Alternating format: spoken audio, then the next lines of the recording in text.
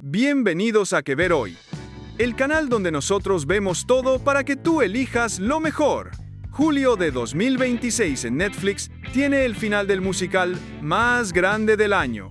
Una de las películas más celebradas de los últimos 12 meses, un drama ganador del Oscar que acaba de llegar a la plataforma y un cobrador de deudas tailandés que decidió cambiar de bando. 12 razones para no cerrar Netflix este mes. Dale like, suscríbete y activa la campanita. Vamos al top. Número 12. Salcedo Cuero y Bugalú. Martín Salcedo es el tipo de hombre que tiene su vida perfectamente calculada y controlada. Alguien que no suele dejarse llevar por nada. Todo eso cambia cuando Verónica Padilla entra en escena junto al Quiebre Canto. Y las fiestas, el alcohol, la música y el peligro empiezan a mezclarse de maneras que ninguno de los dos anticipó. La serie colombiana de Netflix está construida sobre la energía específica de una ciudad y una era musical que pocos conocen fuera de sus fronteras, con la cumbia, el porro y el bugalú de los años 60 y 70 como fondo sonoro de una historia que mezcla el drama personal con el crimen y el exceso de manera completamente orgánica. Para quienes no conocen ese universo, es una puerta de entrada a un mundo sonoro extraordinariamente rico. Para quienes lo conocen, es exactamente la producción que llevaban años esperando que alguien hiciera con ese material. El 8 de julio en Netflix, una de las apuestas de producción latinoamericana más ambiciosas del mes en términos de identidad cultural y de riesgo narrativo. Número 11. The Faithful. 5 mujeres del libro del Génesis cuentan sus historias desde adentro, desde su propia perspectiva y con su propia voz. La maternidad, la fe, la obediencia y el precio de desafiar el orden establecido son los ejes de una serie que toma los relatos más antiguos de la tradición judeo-cristiana y los mira desde el lugar que esos relatos raramente les dieron a las mujeres que los habitaron. Sara, Agar, Rebeca, Lea y Raquel no son personajes secundarios de la historia de los patriarcas. Son protagonistas de sus propias narrativas con motivaciones, contradicciones y decisiones que el texto canónico raramente desarrolló con la profundidad que merecían. Netflix produce una serie que tiene el potencial de ser simultáneamente accesible para quienes conocen el material de memoria y absolutamente reveladora para quienes llegan sin ese contexto. La maternidad como acto político, como acto de fe y como acto de supervivencia es el hilo que conecta 5 historias que ocurren en el mismo mundo, pero en circunstancias radicalmente distintas. El 8 de julio en Netflix. Número 10. Is. La guerra estalló en la Tierra. Desde la Estación Espacial Internacional, los astronautas ven en tiempo real cómo el planeta que dejaron atrás se destruye desde abajo, y entonces llega la orden de cada gobierno. Los tuyos y los míos, tomen control de la estación por cualquier medio necesario. El problema es que los astronautas estadounidenses y los rusos llevan meses viviendo juntos en el espacio más pequeño imaginable, trabajando juntos, dependiendo unos de otros para sobrevivir, y ahora sus propios gobiernos les piden que los conviertan en enemigos. Ariana DeBose encabeza el reparto en un thriller de ciencia ficción que funciona en el espacio más literal y más claustrofóbico posible, donde nadie puede huir, donde nadie puede pedir ayuda externa, y donde la lealtad tiene que elegir bando en un conflicto que ninguno de los que están arriba eligió. La tensión viene de los humanos antes que de las máquinas, de la confianza que se construyó durante meses y que una llamada puede destruir en segundos. Disponible en Netflix en julio. Una de las propuestas de ciencia ficción más íntimas y más angustiantes del catálogo. Número 9. Spider-Man Homecoming. Peter Parker tiene 15 años. Va al instituto, tiene deberes que entregar y un examen de química la próxima semana. También es Spider-Man. Lleva semanas recibiendo mensajes de audio de Tony Stark que básicamente le dicen que espere su turno, y en su propio vecindario, en Queens, hay un traficante de armas alienígenas que nadie más parece querer detener.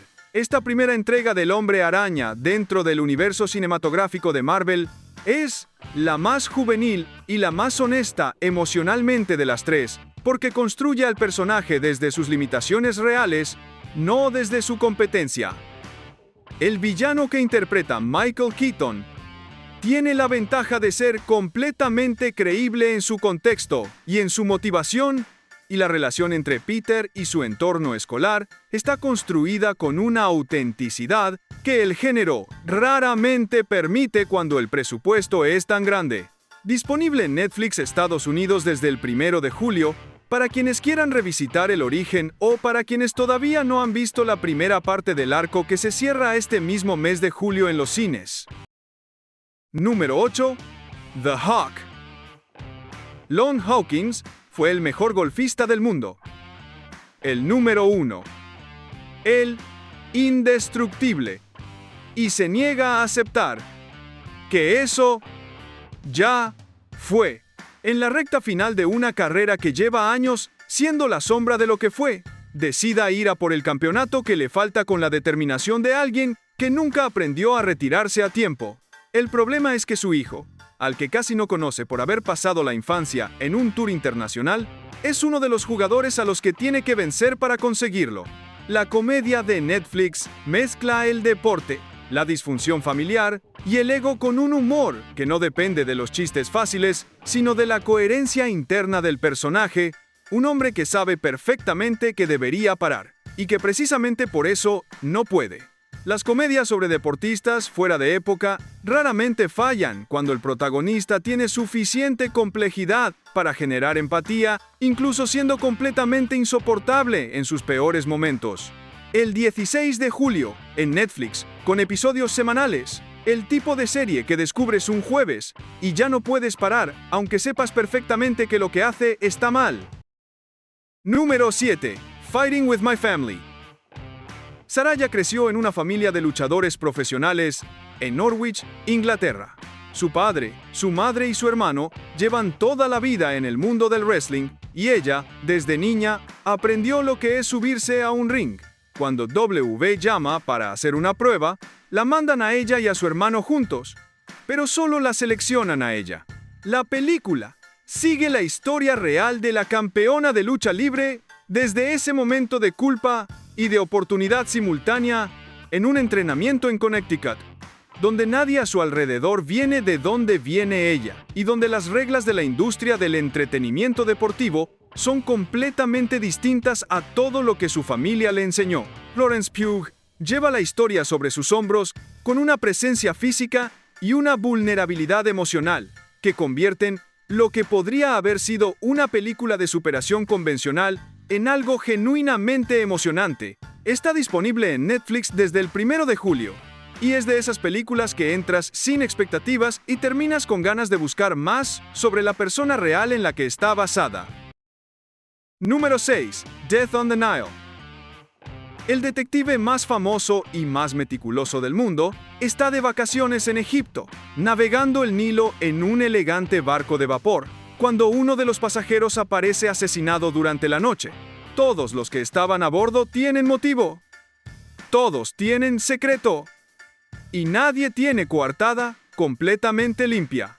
Kenneth Branagh regresa como Hércules Poirot en la segunda adaptación de las novelas de Agatha Christie, con un reparto masivo que incluye a Gal Gadot, Tom Bateman, Letitia Wright, Russell Brand y Sophie Okonedo en un elegante thriller de salón donde cada conversación es una pieza del rompecabezas y donde el detective más brillante de la ficción tiene que resolver un crimen en un espacio cerrado rodeado de gente. Miente muy bien. El diseño de producción es lujoso, el Nilo como escenario funciona con una opulencia visual que la primera entrega, orientada al interior de los trenes, no podía permitirse. Para los fans de Agatha Christie y del mystery clásico de salón, llega a Netflix el 15 de julio con todo lo que el género promete y más. Número 5. The Debt Collector. Durante años fue el mejor en lo que hacía. Y lo que hacía no era exactamente legal. Recaudaba deudas para una organización que no acepta que nadie le deba nada y que tiene métodos muy propios para asegurarse de que todo el mundo pague. Cuando recibe un diagnóstico terminal que le da meses de vida, decide que el tiempo que le queda lo va a usar de una manera diferente, volviendo al único mundo que conoce, pero esta vez para proteger a las víctimas de esa misma organización violenta que alguna vez representó. La producción tailandesa de Netflix tiene la energía específica del cine de acción asiático contemporáneo, físico, directo, con personajes que no buscan redención épica, sino simplemente hacer algo correcto antes de que el tiempo se acabe. El protagonista no es un héroe convencional, es alguien que conoce los engranajes del sistema desde adentro y que usa ese conocimiento en la dirección contraria. El 23 de julio en Netflix. De esas películas que no generan mucho ruido de marketing, pero que terminan siendo exactamente lo que buscabas un sábado por la noche. Número 4. 23.000 Lives. Un grupo de jóvenes alemanes decide hacer algo que ninguna institución ni ningún gobierno parece querer hacer con suficiente urgencia: zarpar hacia el Mediterráneo para sacar del agua a los refugiados que la cruzan en embarcaciones que no deberían estar en ese mar. El título se refiere a las personas que la organización logró rescatar antes de que las autoridades europeas complicaran progresivamente la labor de los barcos civiles en aguas internacionales.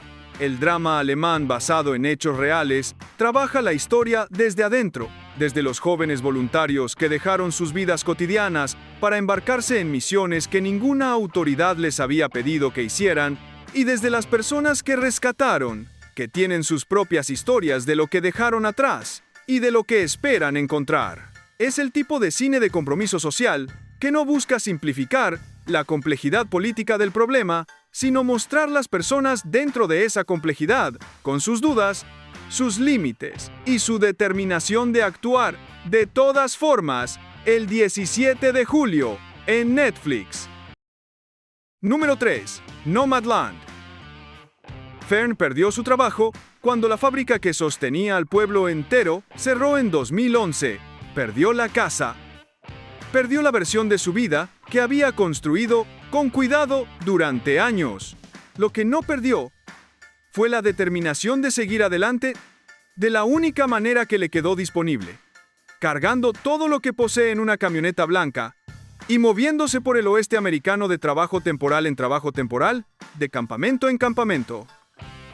Frances McDormand lleva la película con la contención de alguien que no busca lástima ni heroísmo, sino simplemente la dignidad de seguir eligiendo todos los días la vida que tiene ahora.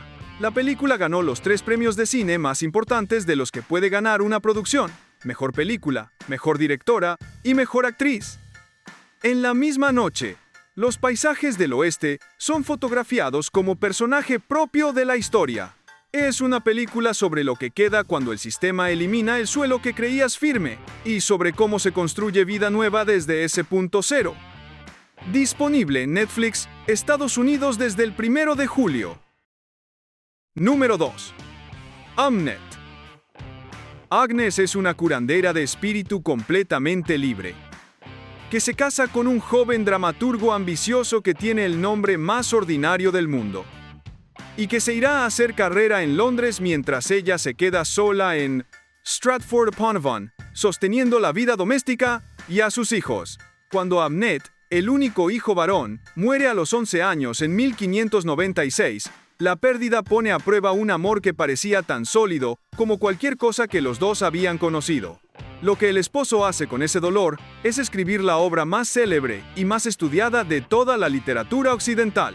La película ganó el Globo de Oro a la mejor película de drama, la mejor actriz en los Globos de Oro y en los BAFTA, y las actuaciones de Jessie Buckley y Paul Mescal reciben unánimemente las mejores críticas de sus respectivas carreras. El 87% en Rotten Tomatoes lo convierte en uno de los dramas más celebrados de los últimos años. Llega a Netflix, Estados Unidos, el 6 de julio después de su debut en Peacock. El tipo de película que no se olvida en mucho tiempo y que te hace buscar el libro original la misma noche que la ves. Número 1. Wicked for Good. El país de Oz nunca se recuperó de lo que pasó entre Elphaba y Glinda. La segunda y última parte de la adaptación cinematográfica del musical, más influyente del último cuarto de siglo, llega a Netflix Estados Unidos el 20 de julio, con todo el peso de una primera entrega que recaudó más de 700 millones de dólares en taquilla, y que dejó la historia en el momento exacto donde los personajes ya no pueden volver a ser lo que eran. Cynthia Erivo como Elphaba y Ariana Grande como Glinda regresan al país de Oz para el cierre de una historia sobre identidad, amistad y el precio de tener el coraje de ser exactamente lo que eres en un mundo que prefiere que te adaptes. La música de Steven Schwartz, los números de producción diseñados específicamente para pantalla grande y la química entre las dos protagonistas son los pilares de lo que promete ser el final musical más grande que el cine de entretenimiento ha entregado en años. El número 1 del mes en Netflix porque es el evento más esperado de la plataforma en julio y porque la primera parte dejó al público con exactamente las ganas correctas de ver este cierre. Y eso fue todo por hoy. Cuéntame en los comentarios cuál te gustó más, cuáles ya viste y cuál vas a ver después de este video. Dale like, suscríbete y activa la campanita. Nosotros vemos todo para que tú elijas lo mejor. Hasta el siguiente video.